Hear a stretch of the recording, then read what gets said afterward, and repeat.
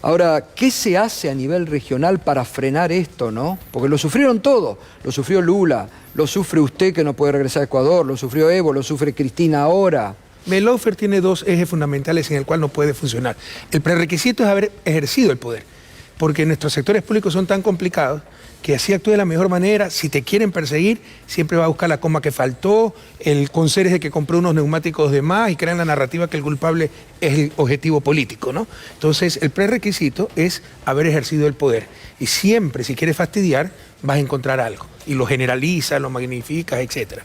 Pero ahí vienen dos ejes fundamentales. El eje mediático. Sin la prensa no pudieran hacer lo que hacen, que ya manipula a la gente, ¿no? Desinforma, escandaliza y logra que hasta la gente más noble aplauda la mayor canallada. Y ya está condenado en los titulares. Y luego vienen, y esto no es independiente, ¿no? Motivados, inducidos por la prensa, jueces o miedosos o abiertamente corruptos que eso lo copian los titulares en sus sentencias. Bueno, es lo que ha pasado, ¿no? Sí. Es tremendo eso. Un caso es más ridículo que el otro, ¿no? Casos así no podrían darse en países altamente desarrollados con sistemas de justicia realmente independientes. Ahora, también ahí hay para las fuerzas progresistas, populares, ¿no? Ahí está siempre late lo que dice el Pepe Mujica. Los sectores de la derecha se juntan por los intereses y los sectores progresistas se dividen por las ideas, ¿no? Por los principios. Por los principios. A la derecha la une sus fines, a la izquierda la divide sus principios. Y ese es el problema de siempre. ¿Y cómo hay que luchar para mantener unidad, no? Bueno, entender, pues, ir un poco más allá de lo inmediato. Entender que lo que decía San Ignacio de Loyola, que en una fortaleza asediada cualquier disidencia es traición. Nos atacan de todos los lados y de repente explota un caso de corrupción que es inevitable. Un gobierno honesto no es el que no tiene casos de corrupción. Hasta el Papa Francisco encontró corrupción en el Vaticano. Un gobierno honesto es el que no permite la corrupción. Que cuando se detecta un caso de corrupción, pues enseguida lo manda a investigar y ya le toca sancionar a la justicia. Pero siempre hay sectores de izquierda que no son tan de izquierda, que les encanta llamar la atención, sentirse superiores al resto, la vanidad. Yo no soy como esto, y empiezan también a atacarte y darle la razón a los que nunca la han tenido.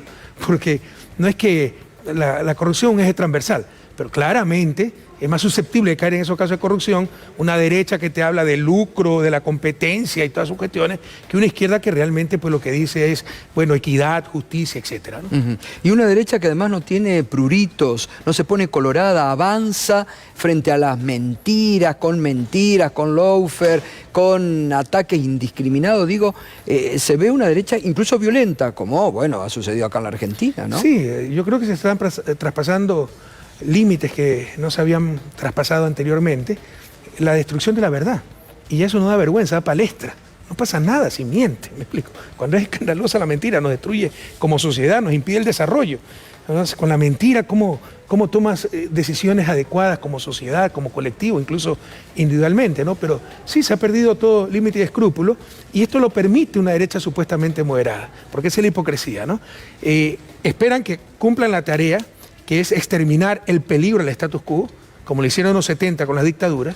Una vez que lo exterminaron, ahí sí se rasgan las vestiduras y los acusan de dictadores, pero mientras tanto lo toleraron, incluso lo impulsaron. Y ya cuando pasa el peligro, vuelven a ser los grandes demócratas, defensores de derechos humanos, hasta que vuelve el peligro y permitan estos extremos nuevamente para que cumplan nuevamente su tarea.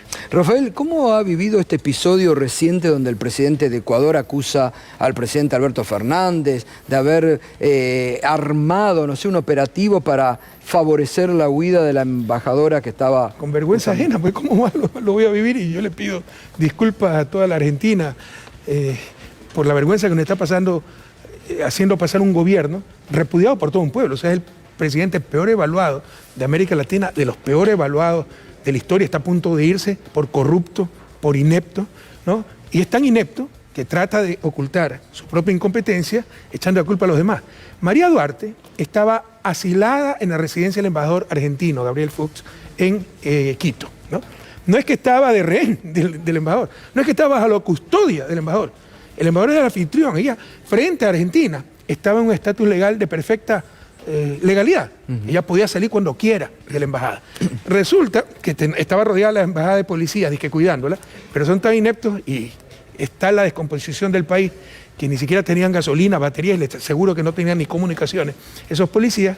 Bueno, y María salió sin que lo sepa. Yo conozco de cerca el caso. El embajador ni su funcionario, pero ellos no son los custodios. O sea, ¿qué responsabilidad tienen en la salida de María? Ella tenía un estatus frente a Argentina perfectamente legal. El problema era para el gobierno ecuatoriano, que no le había el salvoconducto rompiendo el derecho interamericano, la Convención de Caracas, que tenía custodiada la embajada, se les sale en uso, en ejercicio de sus derechos y de su integridad, porque en Ecuador no hay ninguna garantía, puede salir a la embajada y la respuesta de este inepto es votar al embajador de Argentina y destrozar las relaciones de un país hermano como Argentina. Es por lo menos ridículo, y lo que está haciendo es tapando su propia ineptitud. Pero además arrobando a los referentes de la derecha acá en la Argentina, Macri, a Patricia Bullrich, como diciendo, vean lo que están haciendo su presidente. Eso no supe. ¿No? ¿Qué pasó? ¿Qué pasó con Macri, con Bullrich? El presidente ¿Sí? de Ecuador los arroba, en el ataque a Alberto Fernández, los arroba a Mauricio Macri y a Patricia Bullrich, diciendo, miren, y Patricia Bullrich le responde, bueno, cuando nosotros asumamos... Mi amiguito, mire lo que está haciendo. Claro, exactamente eso.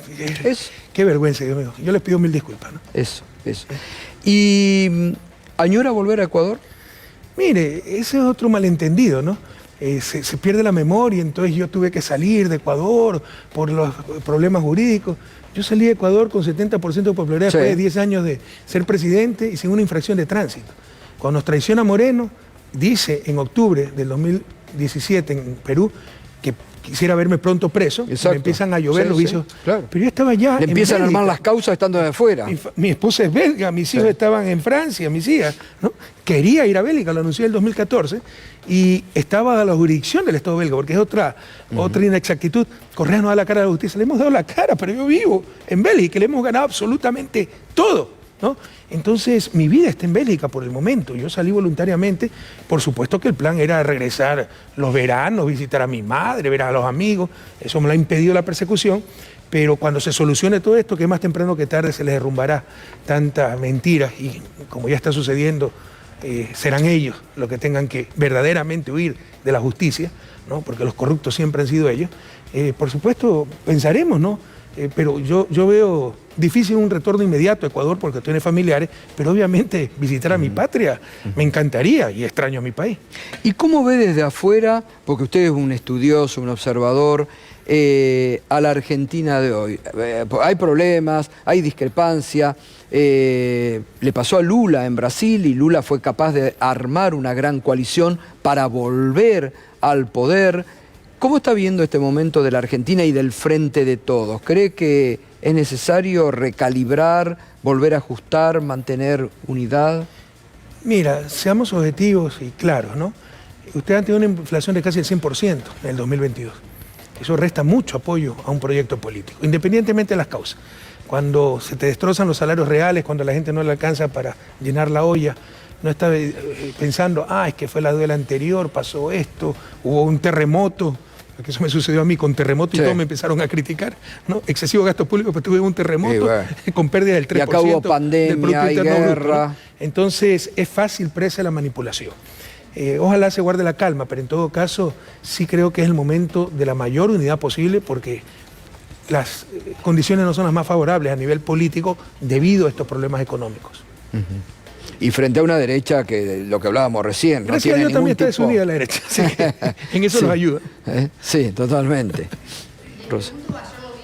En el CCK, un sector del Frente de Todos pide por Cristina presidenta.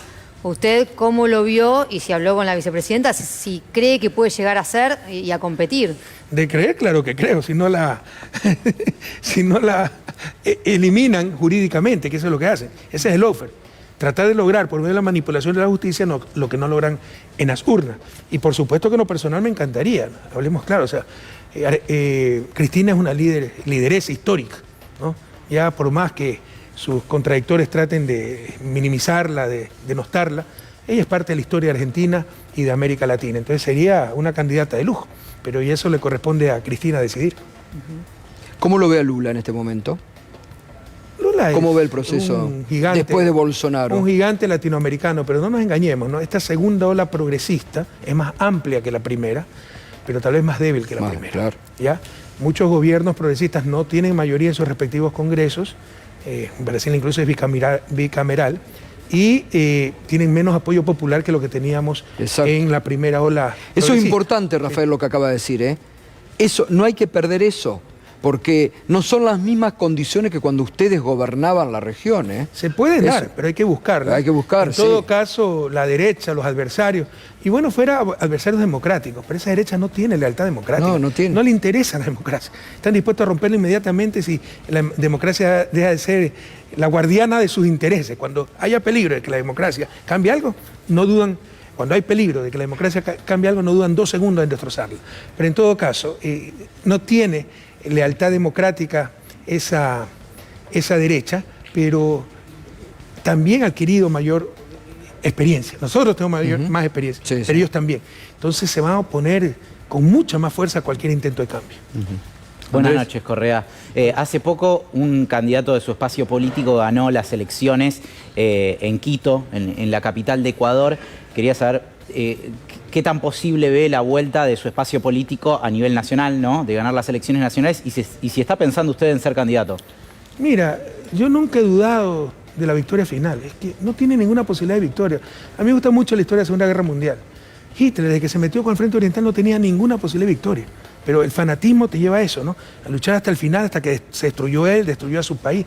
Esta gente nunca tuvo la más mínima posibilidad de victoria. Ellos tomaban como referencia el caso de Abdalá Bucaram, al cual lo tuvieron 20 años afuera, lo aniquilaron políticamente, pero Abdalá Bucaram primeramente era un corrupto. Segundo, a los 6 meses tenía 10% de apoyo y lo destituyeron y salió huyendo del país.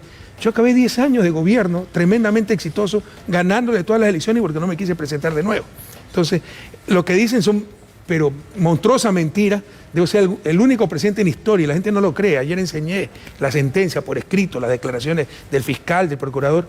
El único presidente en historia de humanidad condenado por influjo psíquico. Horas antes de mi inscripción, eso, como no tenían pruebas, por medio de influjo psíquico, yo he manejado una organización criminal dedicada a los sobornos. Eso dice la sentencia, se la puedo mostrar cuando ustedes quieran. Horas antes de que me inscriba como candidato, bueno, y con eso fue una proscripción. Ahora en Argentina se habla mucho del tema proscripción, eso fue una proscripción. Por supuesto, para impedirme inscribirme como candidato, porque como candidato tenía inmunidad y ya los demás juicios con los que me amenazaban no podían hacerme nada. Y le ganamos las elecciones. Entonces, nunca hemos tenido duda, ¿no? Y esto no es soberbia, es ser objetivo, y se lo agradezco al pueblo ecuatoriano, se lo agradezco a Dios, de que la victoria final será la nuestra. Pero peleamos frente a fanáticos, odiadores y ahora también cobardes, porque saben que con todo lo que han hecho, si nosotros llegamos a tener que responder ante la justicia, entonces van a hacer lo imposible para impedir nuestro retorno y están dispuestos a todo, ¿no? Pero más temprano que tarde vamos a vencer, porque nunca han tenido la verdad, nunca han tenido el pueblo a su lado. ¿Va a buscar ser candidato? Estaré donde se me necesite, pero a mí me proscribieron para presidente de la República. Así se derrumben todos los juicios políticos, las causas legales. Yo no podría ser candidato a la presidencia. Lo que sí es claro es que han hecho tal destrucción del Estado ecuatoriano, se han tomado todas las instituciones, porque hubo en el 2018, por medio de una consulta popular, una burla, realmente un golpe de Estado ante la indiferencia del mundo. Se tomaron todas las instituciones, Corte Constitucional, Superintendencia, Sistema de Justicia, Fiscalía, Contraloría, Procuraduría, todo. Que si ganamos no podremos gobernar. Tendremos que ir a una constituyente para, de la forma más rápida, recuperar la institucionalidad y el rumbo que tenía Ecuador hasta el 2017. Porque dejan un andamiaje para después que los sectores populares y progresistas que gobiernan digan, ¿no ve que no saben gobernar? Como ha pasado acá, han dejado deudas en $1.000 millones, Fondo Monetario Internacional atado por generaciones para endilgar al presente que no saben gobernar. Gato, es surrealista. O sea, es de no creer. Porque tú dices, bueno, persiguieron, pero van a hacer algo nuevo, mejor. Destruyeron todo, pero ¿cómo lo destruyeron? Yo dejé al Ecuador, revisen las cifras, como el segundo país más seguro de la región, más seguro que Argentina, que tiene más desarrollo relativo que nosotros. ¿Ya? Lo dejé, solo nos superaba Chile. Ahora estamos entre los más violentos. Yo dejé al país con 960 asesinatos por cada 100.000 habitantes. El año pasado fueron más de 4.000. Dejé al país con 5.6 de asesinatos, la tasa de asesinatos. Perdón, dije 960 asesinatos por cada 100.000, 960 valor absoluto. 5.6 asesinatos por cada 100.000 habitantes. Ahora acabamos el año 2000 con 24 asesinatos por cada 100.000. Yo dejé al país con 4 de las ciudades ecuatorianas entre las 10 más seguras de América Latina. Quito era la capital más segura de toda la región. Hoy, Guayaquil, mi ciudad natal, no tenemos ninguna ciudad entre las más seguras. Obvio. Guayaquil, mi ciudad natal, está entre las 24 más peligrosas del mundo y Esmeraldas entre las 7 más peligrosas del mundo. Parece cuento, pero es realidad. Cuando es dicen ser los adalides, es ¿no? impresionante. Exacto, lo que ha de la pasado. lucha, de saber qué hacer con la seguridad, todo. Son unos ineptos. ¿Y sí? Y esto que, por favor, ya aprendamos de la durísima experiencia. Que les vaya bien el sector privado, que además no es tanto aquello, es mucha parafernalia también, no significa que les va a ir bien el sector público. Otra lógica. Sector privado, el lucro para el negocio, el lucro personal. En el sector público es el bien común, es tener la visión de Estado, no la visión de la ganancia máxima en el menor tiempo posible. Son dos lógicas totalmente diferentes. Total. Correa, usted sabe que acá en Argentina hay un sector del oficialismo, un sector del kirchnerismo que entiende, que dice que Cristina Fernández de Kirchner está proscripta. ¿Usted lo ve de esa forma? ¿Usted cree que el Poder Judicial en Argentina juega un papel en la política? Que juega un papel, por supuesto, es lo que dice Cristina y lo hemos dicho muchas veces nosotros. O sea, pasaron del partido militar al partido judicial, lo que hacían las botas militares en los 70, ahora hacen jueces corruptos, muchas veces con la influencia de Estados Unidos. Vaya, vean todos los fiscales formados en Estados Unidos, los jueces, y con visas de 5 años, ¿no? Y cómo van de vacaciones por allá. Por ejemplo, la fiscal que nos persigue a nosotros, una inepta total, además inepta. Es una mujer mala, inepta, corrupta, o sea, una bomba de tiempo. Marca todos los días tarjeta en la Embajada de Estados Unidos. Por supuesto que tiene influencia. Ese es el lawfare. Utilizar el sistema de justicia para proscribir adversarios políticos y lograr, con condenas, con persecución, lo que no logran en las urnas. Y es lo que hay que tener muy en claro y a lo que hay que derrotar también, ¿no? Es Por eso, es a ver, la complicado. sociedad tiene que tener también, porque yo entiendo que muchas veces lo tratamos todos los días de explicar, que por el tema de la inflación, el salario, pero que yo creo que cualquier gobierno nacional y popular siempre va a ser mucho mejor que cualquier gobierno de derecha o de extrema derecha. Pero es que eso es lo que no se entiende muchas veces. Que en las crisis, tal vez hay costo, es inevitable el costo. Una crisis no es que tú resuelves la crisis sin costo y obtener beneficios, no. Es minimizando los costos, acortando los tiempos de la crisis y decidiendo sobre quién caen los costos, sobre todo sobre los más ricos, no sobre los más pobres. Pero va a haber costos, ¿ya? Pero lo que no se imagina la gente, y no tiene por qué hacerlo, lamentablemente, es que hubiese pasado en las mismas circunstancias con un gobierno de derecha. Total. ¿No? Y se pierde la memoria, porque algunas veces hay como comparar. Bueno, en su país está el ejemplo de lo que sucedió con el COVID. Las imágenes llegaron a Argentina. Horrible. Pero mira, en mi gobierno, en el 2016, se me desplomó el precio del petróleo. Se apreció el dólar a niveles récord y nosotros tenemos dolarizada la economía. Perdimos juicios multimillonarios por todos estos tratados de protección recíproca de inversiones. $1.000 millones, que era 1% del PIB. Y encima nos cayó un terremoto de 8 casi en la escala Richter que nos costó 3 puntos del PIB, ¿no? Con la 10ª parte de lo que nos pasó, en el 99 quebraron al país. Entonces, Total. muchas veces lo más importante es lo que no pasó. Pero tuve que aumentar el IVA 2 puntos por un año, ya tuve que ejercer cierta autoridad fiscal, mandar los recursos a la zona devastada. Hay gente que no entiende eso. Sí necesitamos ser un poquito más críticos y preocuparnos un poco más. Rafael, gracias. Siempre es bienvenido. Muchas Es gracias. un gusto que nos visite. Siempre es tu Bueno, casa a también. mí me encanta Argentina, me encanta Buenos Aires, así que cualquier pretexto es bueno para volver. Muchas gracias por esta invitación. El negro Víctor Heredia nos está mirando y le manda un abrazo Víctor. enorme. Dice que no pudo estar ayer porque está filmando un documental sobre sus canciones. Para decidir si sigo poniendo esta sangre en tierra. Un abrazo, Víctor, hasta la victoria siempre. Grande. Gracias, Rafael. Bueno, vamos a ver si alguien tiene una entrada para mañana para el presidente. Así